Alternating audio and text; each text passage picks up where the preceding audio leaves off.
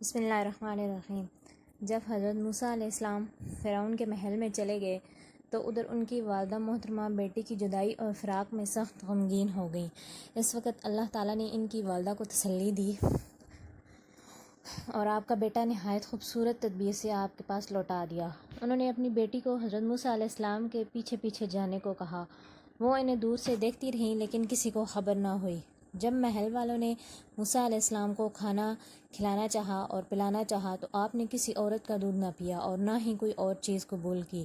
وہ لوگ بہت پریشان ہوئے، آپ کو ہر طرح سے غذا دینے کی کوشش کی لیکن آپ نے کچھ نہ کھایا نہ پیا۔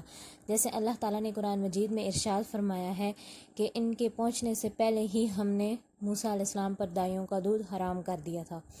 انہوں نے آپ کو عورتوں کے ہاتھ بازار بھیجا کہ شاید کوئی ایسی عورت مل جائے جو آپ کو دودھ پلا سکے۔ وہ لوگ وہاں کھڑے تھے اور عورتیں جمع تھیں کہ آپ کی ہمشیرہ نے آپ کو دیکھ لیا۔ انہوں نے یہ ظاہر نہ کیا کہ وہ آپ کو جانتی ہیں بلکہ کہا کہ کیا میں تمہیں ایسا گھرانہ نہ بتاؤں جو تمہارے لیے اس بچے کی پرورش کرے اور اس بچے کے خیرخواہ بھی ہوں۔ حضرت ابن عباس فرماتے ہیں کہ جب موسیٰ علیہ السلام کی بہن نے یہ بات کی تو لوگوں نے کہا کہ تجھے کیا معلوم کہ وہ اس کے خیرخواہ ہوں گے اس پر شفقت کریں گے۔ اس پر وہ بولی کہ وہ بادشاہ کو خوش کرنا چاہیں گے اور اس سے فائدے کی امید رکھیں گے۔ تب انہوں نے حضرت موسیٰ علیہ السلام کی بہن کو چھوڑ دیا اور ان کے ساتھ ان کے گھر آ گئے۔ آپ کی والدہ نے آپ کو اٹھا لیا اور دودھ پلانا چاہا۔ آپ فوراً دودھ پینے لگے۔ وہ لوگ بہت خوش ہوئے۔ ایک آدمی نے جا کر فوراً حضرت آسیہ کو خوشخبری دی۔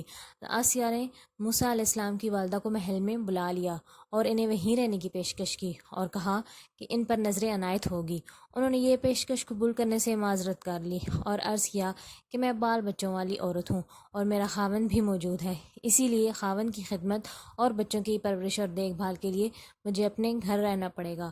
میں تو دودھ پلانے کی خدمت اسی صورت میں انجام دے سکتی ہوں کہ آپ بچے کو میرے ساتھ ہی میرے گھر رہنے دیں۔ آسیہ نے اجازت دے دی اور موسیٰ علیہ السلام کی والدہ کی تنخواہ مقرر کر دی۔ اس کے علاوہ انعامات سے بھی نوازا۔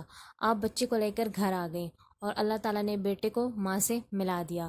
جب آپ جوانی کی عمر کو پہنچ گئے اور پورے توانا ہو گئے تب اللہ نے آپ کو حکمت اور علم یعنی نبوت اور رسالت سے سرفراز فرمایا، جس کی بشارت آپ کی والدہ کو اس فرمان میں دی گئی تھی، ہم یقیناً اسے تیری طرف لوٹانے والے ہیں اور اسے پیغمبر بنانے والے ہیں۔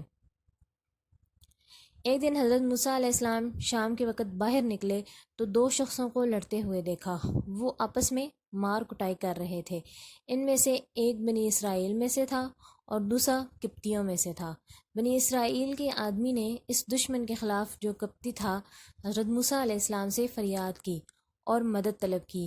اس کی وجہ یہ تھی کہ موسیٰ علیہ السلام کو مصر میں ایک خاص مقام حاصل تھا، کیونکہ آپ کا فرعون سے ایک خاص تعلق قائم ہو چکا تھا جس نے آپ کو بیٹا بنایا تھا اور آپ نے اس کے گھر میں پرورش پائی تھی۔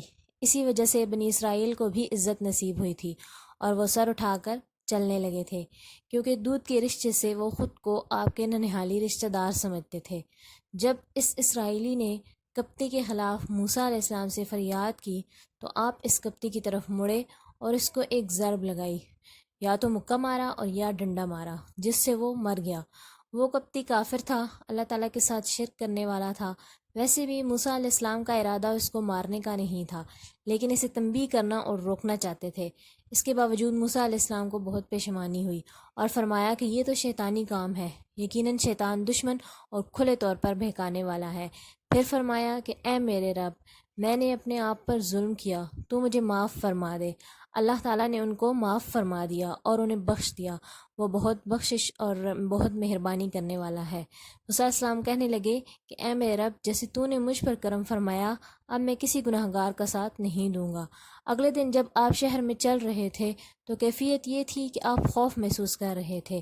آپ ادھر ادھر دیکھ رہے تھے کہ اچانک وہی اسرائیلی مل گیا جس نے کل آپ سے مدد چاہی تھی۔ وہ آپ سے پھر فریاد کرنے لگا اور ایک اور آدمی کے خلاف آپ سے مدد مانگنے لگا جس سے اس کا جھگڑا ہو گیا تھا۔ حضرت موسیٰ علیہ السلام نے اسے اس کی بار بار کی شرارتوں پر ملامت کی اور فرمایا کہ اس میں کوئی شک نہیں کہ بے شک تو ہی سری گمراہ ہے۔ پھر آپ نے اس قبطی پر ہاتھ ڈالنے کا ارادہ کیا جو موسیٰ علیہ السلام کا بھی دشمن تھا اور اسرائیلی کا بھی، تاکہ اس کو منع کریں اور اسرائیلی کو اس سے چھڑائیں۔ جب آپ اس ارادے سے کپتی کی طرف بڑھے تو اسرائیلی سمجھا کہ آپ اس کو سزا دینا چاہ رہے ہیں، کیونکہ آپ اس سے پہلے ہی فرما چکے تھے کہ تو سری گمراہ ہے۔ تو وہ فوراً کہنے لگا کہ اے موسیٰ، جس طرح تو نے کل ایک شخص کو قتل کیا، مجھے بھی اسی طرح مار ڈالنا چاہتا ہے؟ تو ملک میں ظالم اور سرکش ہونا چاہتا ہے، تیرا یہ ارادہ ہی نہیں ہے تو اصلاح کرنے والوں میں سے ہو۔ کپتی نے جب یہ سنا تو فوراً موسیٰ علیہ السلام کے پاس موسیٰ علیہ السلام کی شکایت فرعون کے پاس جا کر دی۔ فرعون کو معلوم ہو گیا کہ وہ شخص موسیٰ کے ہاتھوں ہی قتل ہوا ہے، چنانچہ اس نے آپ کی گرفتاری کے لیے بندے بھیجے، لیکن ایک وفادار آدمی ان سے پہلے قریب کے راستے سے موسیٰ علیہ السلام کے پاس پہنچ گیا۔ جیسا کہ قرآن کریم میں اللہ تعالیٰ کا ارشاد ہے کہ شہر کے پرلے کنارے سے ایک آدمی دوڑتا ہوا آیا اور کہنے لگا کہ اے موسیٰ، سردار تیرے قتل کا مشورہ کر رہے ہیں، تو اس شہر سے چلا جا، یقیناً میں تیرا خیر خواہ ہوں، اسی لیے بتا رہا ہوں۔ وہ خوفزدہ ہو کر وہاں سے نکلے اور ادھر ادھر دیکھتے ہوئے بھاگنے لگے۔ آپ خوف محسوس کر رہے تھے کہ فرعون کی قوم کا کوئی آدمی آپ تک پہنچ نہ جائے۔ آپ کو معلوم نہ تھا کہ کس طرف رخ کریں اور کون سی راہ اختیار کریں، کیونکہ اس سے پہلے آپ کبھی مصر سے باہر نہیں گئے تھے۔ ارشاد باری تعالیٰ ہے، جب آپ کا رخ مدین کی طرف ہوا، یعنی ایک راہ پر چل دیے، تو کہنے لگے امید ہے کہ میرا رب مجھے سیدھی راہ پر لے چلے گا، یعنی امید ہے کہ وہ اس راہ پر وہ منزل مقصود تک پہنچ جائیں گے۔ اور ایسے ہی ہوا۔ جب آپ مدین کے پانی پر پہنچے، یعنی اس کنویں پر جا پہنچے جس سے لوگ جانوروں کو پانی پلاتے تھے، مدین وہی شہر ہے جس میں اصحاب الایکہ اللہ تعالیٰ کے عذاب کی وجہ سے تباہ ہوئے۔ یہ لوگ حضرت شعیب علیہ السلام کی قوم تھی۔ جب آپ کنویں پر پہنچے تو دیکھا کہ لوگوں کی ایک جماعت وہاں پانی پلا رہی ہے، اور دو عورتیں الگ کھڑی اپنے جانوروں کو روک رہی ہیں، یعنی اپنی بکریوں کو روک رہی ہیں کہ لوگوں کی بکریوں میں شامل نہ ہو جائیں۔ حضرت موسیٰ علیہ السلام نے پوچھا کہ تمہارا کیا معاملہ ہے؟ تو انہوں نے کہا کہ جب تک چرواہے واپس نہ چلے جائیں ہم پانی نہیں پلاتی، اور ہمارے والد بڑی عمر کے بوڑھے ہیں، یعنی ہم کمزور ہونے کی وجہ سے بکریوں کو اس وقت تک پانی نہیں پلا سکتی جب تک چرواہے پانی پلانے سے فارغ نہ ہو جائیں، اور ہمیں خود بکریاں چرانے کی ضرورت اس لیے پیش آئی کہ ابا جان بوڑھے اور کمزور ہیں۔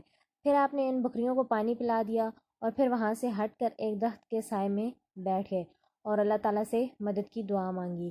ارشاد ہے کہ اے پروردگار، تو جو کچھ بھلائی میری طرف اتارے میں اس کا محتاج ہوں، اور اللہ تعالیٰ کی مدد سے آپ کی دعا فوراً قبول ہو گئی۔